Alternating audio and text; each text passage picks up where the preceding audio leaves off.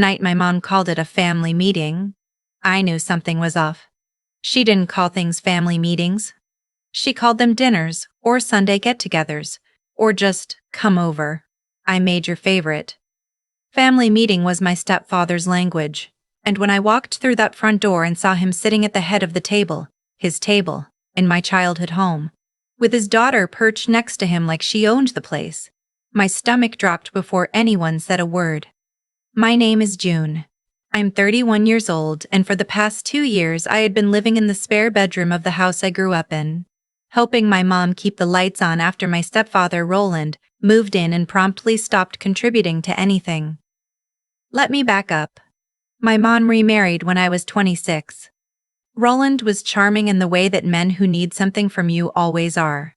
Big laugh, firm handshake, always the first one to offer to pick up the check at a restaurant but somehow never actually there when the bill arrived. I didn't trust him from the first Thanksgiving, but my mom was happy, genuinely happy in a way I hadn't seen since my dad passed. So I kept my mouth shut and told myself I was being unfair. I moved back home 2 years ago, not because I had to.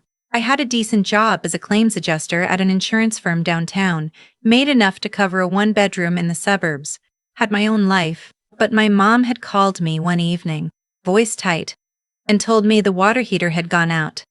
The property taxes were 3 months overdue, and Roland had just invested their joint savings into something he refused to explain in detail.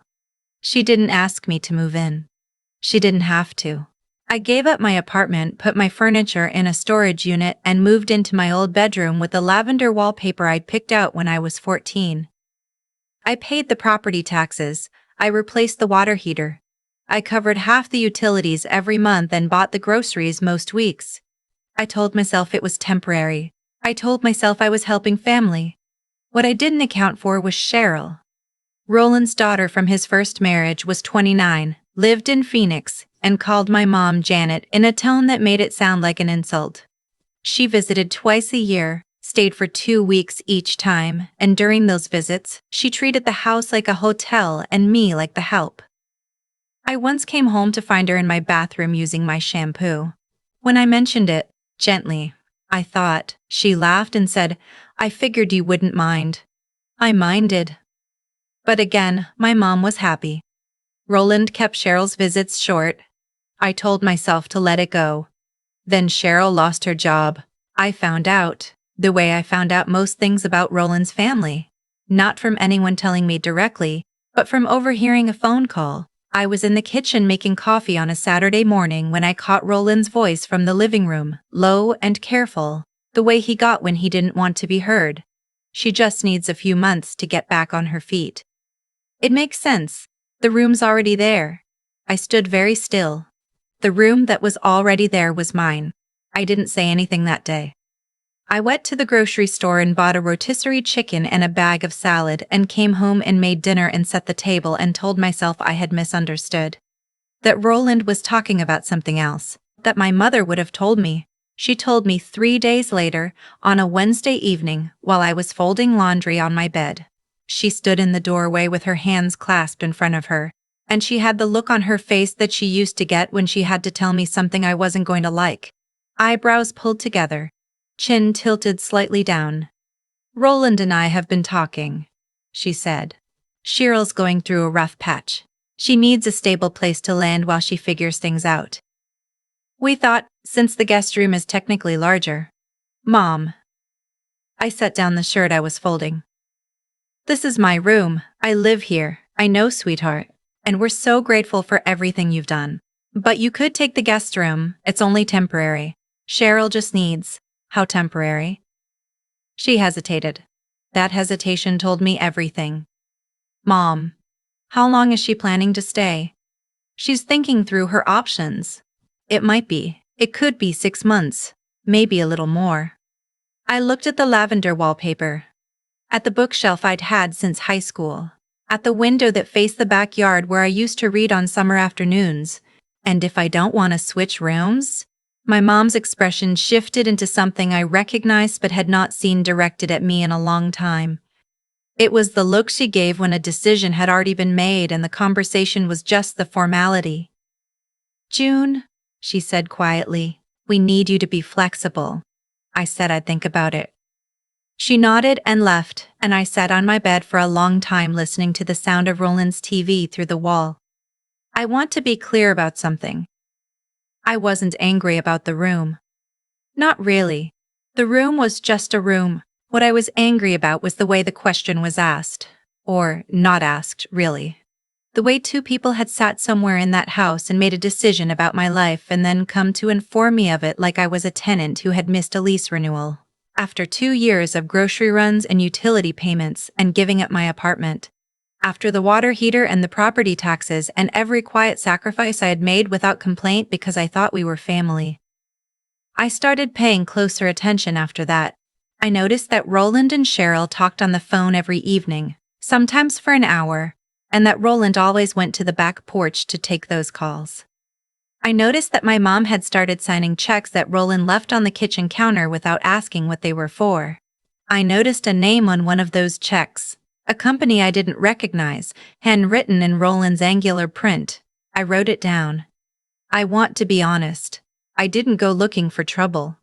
I was just paying attention to what was already there. I ran the company name through the state business registry on my lunch break one Tuesday. It didn't come up. I tried a few different variations. Nothing. I searched Roland's name alongside it. Still nothing. But when I searched Sheryl's name alongside it, a court filing came up from Maricopa County. A civil case 2 years old involving a business dispute. The company name was there. Sheryl's name was there. And there was a judgment, not finalized, still being appealed, but present, for fraud. I sat at my desk for a long time after that. I'm not a lawyer. I'm not an investigator. I work in insurance, which means I know how to read documents and how to recognize when something doesn't add up. What I was reading did not add up. I printed everything. I kept it in a folder in my car because I didn't trust leaving it in the house. Sheryl arrived on a Friday. My mom had already cleared the larger bedroom, my bedroom, and moved the twin mattress from storage into the guest room, which was 7 feet by 10 feet, and had a window that faced the neighbor's fence. She had put a candle on the dresser, I suppose, as a gesture. It smelled like fake vanilla. I moved my things without making a scene. I carried my bookshelf in 2 trips and fitted against the wall at an angle because there wasn't enough space for it to sit flush. I took the quilt my grandmother had made me and laid it across the twin mattress and told myself it was fine. It was not fine, but there was a larger thing I was working toward. That evening, Sheryl made a point of walking me through what she had done to freshen up my old room. She had moved the furniture. She had taken down the string lights I had hung across the window because she said they weren't her style. She said it all pleasantly with a smile that didn't quite reach her eyes. And I stood in the doorway of what used to be my room and nodded and said, "Sure, makes sense," and went back to my 7 by 10 room and closed the door. I called my best friend that night and talked for 2 hours. She told me to leave. I told her I wasn't ready yet. There were things I needed to figure out first. The following week, I called a friend of a friend who worked at the county clerk's office in Phoenix and asked how I might request copies of civil court documents. She walked me through it. I submitted the request. The packet arrived 10 days later, thicker than I expected. I read it over 2 evenings, sitting in my car in the parking lot of a Target because I didn't want to read it in the house. The short version, Sheryl had been part of a consulting business that had taken retainer payments from small business clients and failed to deliver any of the contracted services. Some clients had paid between $5,000 and $20,000. The business had dissolved. The court had found in favor of the plaintiffs in most cases. Sheryl's appeal had been denied 3 weeks before she moved into my bedroom. She had moved across state lines into my mother's house with an unresolved financial judgment against her, and my mother was writing checks to a company name I couldn't find in any state registry. I thought about how to handle it for a long time. I thought about sending an anonymous tip somewhere, or mailing the documents to my mom, or just leaving and letting whatever was going to happen. But my mom was in the middle of it. She didn't know what she was in the middle of, and regardless of how she had treated me over the past few weeks, she was my mother. and she had made me the quilt that was now on the twin mattress in the room that smelled like fake vanilla, and I was not going to watch someone take advantage of her without at least trying. I asked if we could have a family dinner. My mom seemed pleased by the request. I think she had been feeling the tension and was hoping things were smoothing over. She made a roast. Roland opened a bottle of wine. Sheryl came to the table in a sweater that I was fairly certain belonged to my mother. I waited until we were through the main course. Then I took the folder out of my bag, which I had kept on the chair beside me, and I set it on the table. I want to talk about something, I said, and I need everyone to hear me out before responding. Roland's expression didn't change, which told me he already knew what was coming or had been expecting something like it. Sheryl looked at the folder. My mom looked at me. I told them what I had found. I didn't editorialize. I didn't say Sheryl was a criminal or Roland was a con artist. I read from the documents, the case name, the judgment amount, the denial of appeal. I showed them the copies. I asked my mom about the checks she had been signing and what the company name meant to her. My mom said she didn't know. Her voice was very small.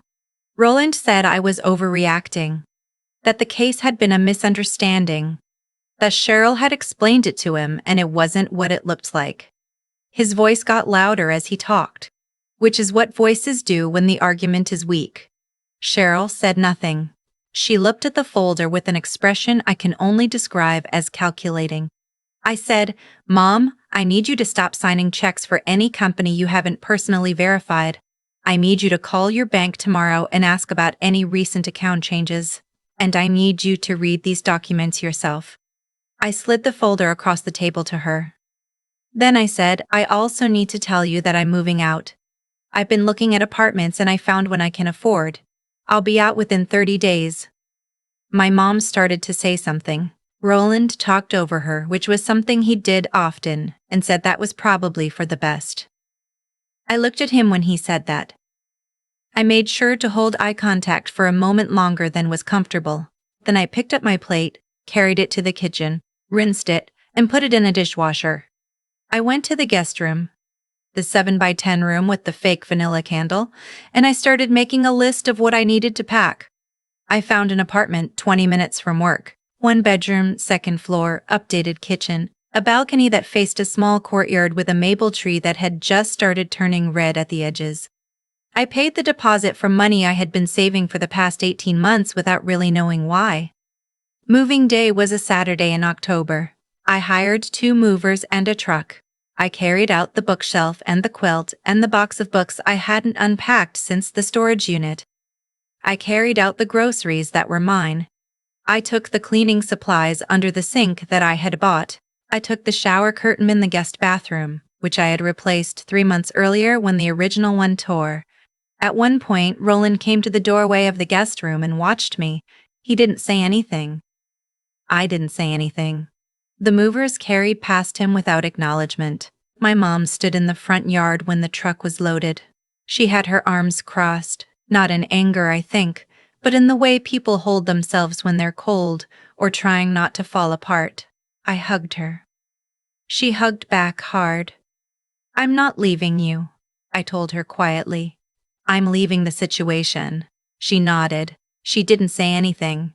"Read the documents, Mom, please. Call the bank." She nodded again.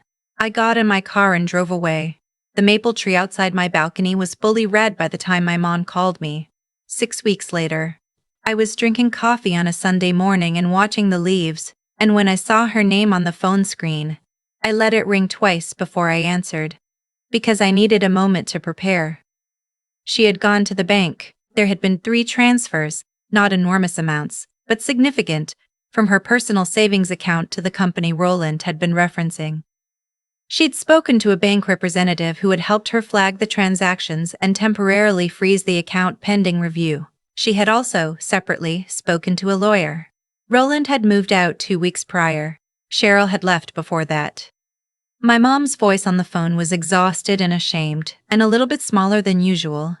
She said she was sorry. She said she hadn't seen it. She said she had wanted so badly for things to be good that she had stopped looking at what was actually there. I told her I understood. I told her I was not angry at her. Both of those things were mostly true. She asked if I would come for dinner on Sunday. I said yes. I brought groceries. We made soup from scratch and ate it at the kitchen table, just the two of us, and talked about real things. About my dad, about the apartment, about what she was going to do next. She had a sister in North Carolina who had been asking her to visit. She was thinking about going. I told her she should. The check she had signed totaled a little under $12,000. Her lawyer was pursuing recovery through the civil court filing Roland had been trying to avoid. Cheryl's outstanding judgment from Arizona complicated Roland's ability to distance himself from the scheme. I don't know how it ultimately resolved. That part was my mom's business, not mine. And she had people helping her who knew more than I did. What I know is that I drove home from that Sunday dinner and parked in a lot outside my building and sat in the car for a few minutes. Not because I was sad, exactly. More because I was taking stock. I thought about the water heater and the property taxes and the 2 years of groceries and the lavender wallpaper and the twin mattress and the fake vanilla candle. And then I thought about the maple tree and the coffee on the balcony and the morning quiet of a place that was entirely mine. I got out of the car. I went upstairs. I made tea and opened a book and sat in the good light from the window, and for the first time in longer than I could remember, I did not feel like I was waiting for someone to tell me what came next. I still think about that twin mattress sometimes, the fake vanilla candle. The way I folded my grandmother's quilt over a bed that barely fit in a room facing a neighbor's fence and told myself it was fine. It wasn't fine. But I stayed anyway, not because I was weak, but because I was trying to do the right thing. That's the part that's hardest to explain to people who weren't there. I wasn't naive. I saw what Roland was. I felt what was happening to my mom, the way she had started signing checks without asking questions, the way her voice had gotten smaller. I stayed because walking away felt like abandonment, and I had never been able to separate love from responsibility. What I've come to understand is that doing the right thing and being treated well are not the same thing, and for a long time I confused the two. I thought if I contributed enough, helped enough, kept quiet enough, the situation would eventually correct itself. It didn't. It got worse. Because people who take advantage of generosity don't stop when they've had enough. They stop when the generosity stops. Roland and Sheryl didn't leave because they were caught. They left because I stopped making it easy. I stopped absorbing the cost of their choices. The moment I put that folder on the dinner table and spoke plainly about what I had found, I changed the math. And the math no longer worked in their favor. That's not karma in any mystical sense. It's just cause and effect. Actions accumulate. The checks my mom signed didn't disappear. They became evidence. Cheryl's judgment from Arizona didn't disappear either. It followed her across state lines and complicated everything Roland was trying to build. The truth had always been there. I just made it impossible to ignore. What I'm most grateful for, looking back, is that I didn't act out of rage. I was angry. I want to be honest about that. But I waited until I had something real to say. I read the documents. I verified what I could. I made copies. I sat in a Target parking lot on 2 separate evenings because I needed to think without being interrupted. That patience wasn't passive. It was the most active thing I did throughout the entire situation. It's easy to react. It's harder to wait until you know what you're actually dealing with. And then there was the moment of walking away. I had spent 2 years believing that leaving would mean losing my relationship with my mom, losing the sense that I had done everything I could. What I found instead was that leaving was the only thing left that I hadn't tried. My mom called 6 weeks later. She went to the bank. She talked to a lawyer. She did those things not because I pushed her into them, but because I had removed myself from the position of absorbing all the consequences on her behalf. Sometimes the most useful thing you can do for someone is stop cushioning them from reality. I'm not telling this story because I came out of it perfectly. I made mistakes. I stayed too long. I let too much slide in the name of keeping peace. But I also kept my integrity intact. I didn't lie. I didn't manipulate. I didn't blow up the situation just to feel better in the moment. And when it was over, I had something I hadn't had in years. A quiet apartment, a maple tree outside the window, and the particular freedom of a Sunday morning that belongs entirely to you. That's what I carried out of that house. Not resentment, not the satisfaction of being proven right, just the knowledge that I had acted with as much honesty and care as I was capable of, even when no one was watching, even when it cost me something real. That's enough. It turns out that's actually quite a lot.